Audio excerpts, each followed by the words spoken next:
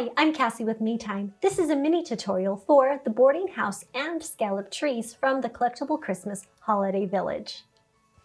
The wonderful thing about this month is you get the boarding house and these adorable small scalloped trees. They come in two different colors with two different designs, and the scallops even have a little bit of differences. They are so cute, and I'm excited today because I get to stitch one of these wonderful trees with you. But before we do that, we're going to talk a little bit about the boarding house. So the boarding house is one of those houses in the village that is really tall. And so I'm going to show you how to turn it inside out. And it has a really cute little flat roof, which is a little bit different than the other roofs. So I'm going to show you how to glue that on as well today. The boarding house, I have the front and the back already sewn together. And because it's a little bit taller and there's not an exact peak, it seems a little bit interesting to turn. However, if you pop it, there is this slant up here that is a little bit taller than the other side. So we're going to start by pushing that side in first to turn this house. So we're going to push that in, and then we're going to have the rest of the house pretty much follow after. And when it gets about halfway, I got to stick my hands in here and grab that other side just because of the length. And then we're going to just keep trying to squish and pull to help it turn. And then we're going to just kind of tuck and pull to help it turn all the rest of the way. And we just kind of pull it out and it emerges, which is really good. A little bit crumpled, but the good thing is it irons and it will look just fine. When this tall building turns, it does have a little bit of extra ruffling going on, but the good news is it does iron out. So we're going to do that right now. We're just going to make sure we use our favorite starch and we spray the sides, and it's okay if it kind of falls over onto the side of the house. And then we're going to take our iron and we're going to press it nice and straight. We're going to make sure we spend a little bit of extra time on those creases, but then we're going to glide the iron along the sides to kind of help those wrinkles go away. Then we're going to flip it over and do the same thing on the other side. Make sure we press those corners really good. And then afterwards, just kind of glide the iron along and make sure that we iron it out nice and flat. We're going to do that with all of the corners. Again, we're going to pay attention to those corners. And then we're going to glide and iron out that fabric and the shape form really nice. Flip and do the same thing on the other side. Iron it nice and flat. Okay, then we're going to do the next corner. Same story. Starch on the edge. Pay attention to that corner. And because this side has a lot of extra stitching, I'm actually going to grab a pressing cloth and make sure that I have just a little bit of a safety barrier here. And I'm going to make sure I glide that iron all around to make it nice and flat, giving that corner a little extra attention. Then I'm going to flip it over and do the other side.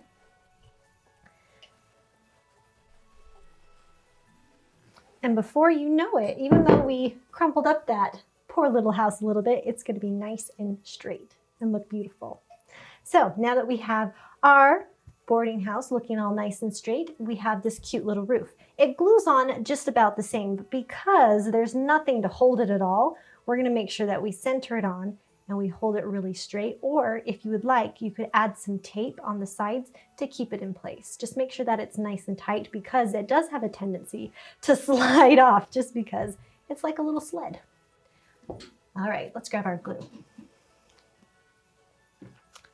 We're going to put glue along the edges just like normal, along the top here.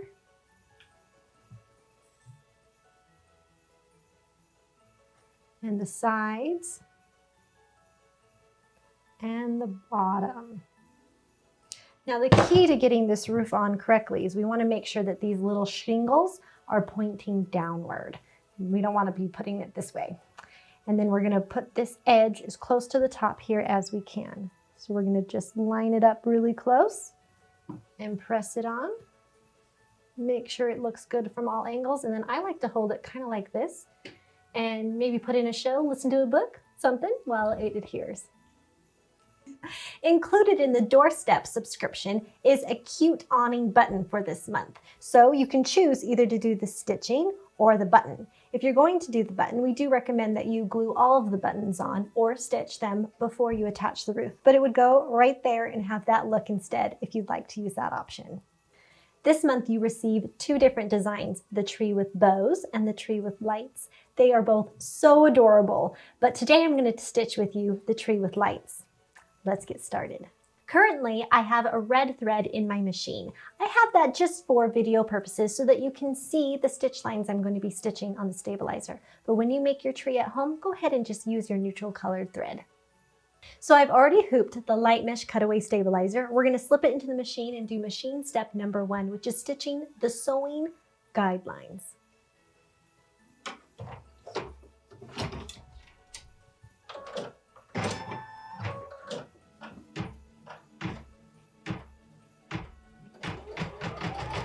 So what we just did is we stitched the sewing guidelines. Now these are going to be very helpful when we stitch these trees together. The biggest difference with these trees is that there is no shape form used. They hold up by themselves. And so the next step is going to be the placement line for the felt.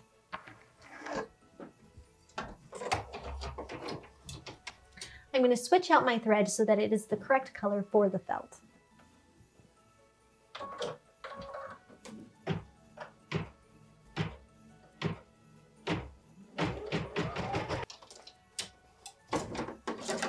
Okay, when you make your tree, you can still use a light colored thread at this point, but I wanted to make sure you could definitely see the red sewing guideline, and then this green thread is marking our placement line for our felt. Then we're going to take our felt and we're going to completely cover that placement line and we're going to tape it in place.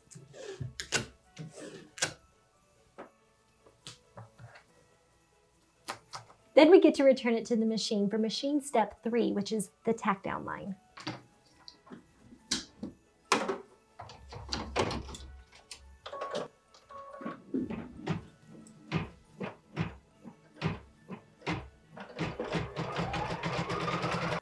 Machine step 4 is the scalloped detail stitch.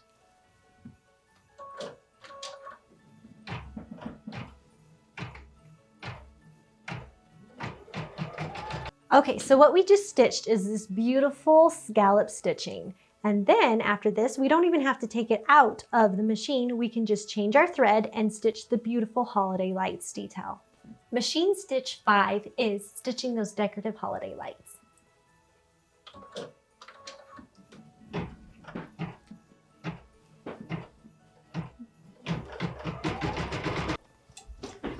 All right, with those 5 steps, we are finished with our embroidery.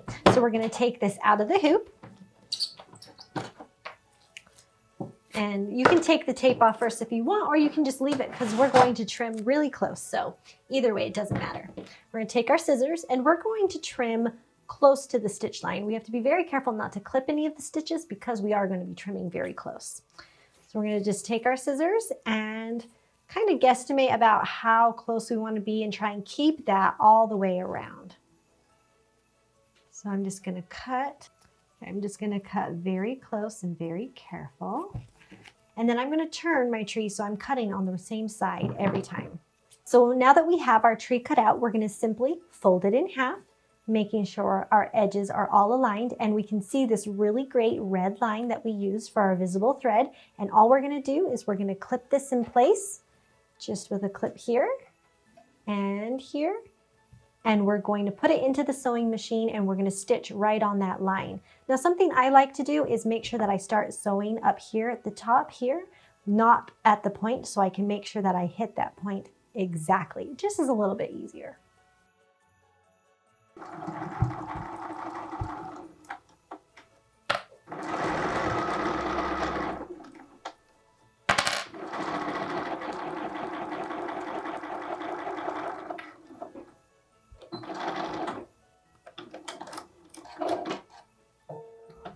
Now that I have this all stitched, I'm going to take my scissors and we're going to be as close as we can to this point without clipping any of the stitches, and about an inch down, cut a little piece off.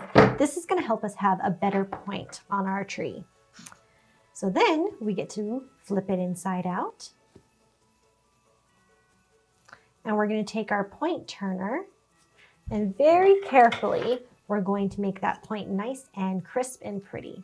I like to do kind of a twisting motion when I do this, just to kind of help get all of the felt arranged the way it needs to be inside to give us a cute point on the outside.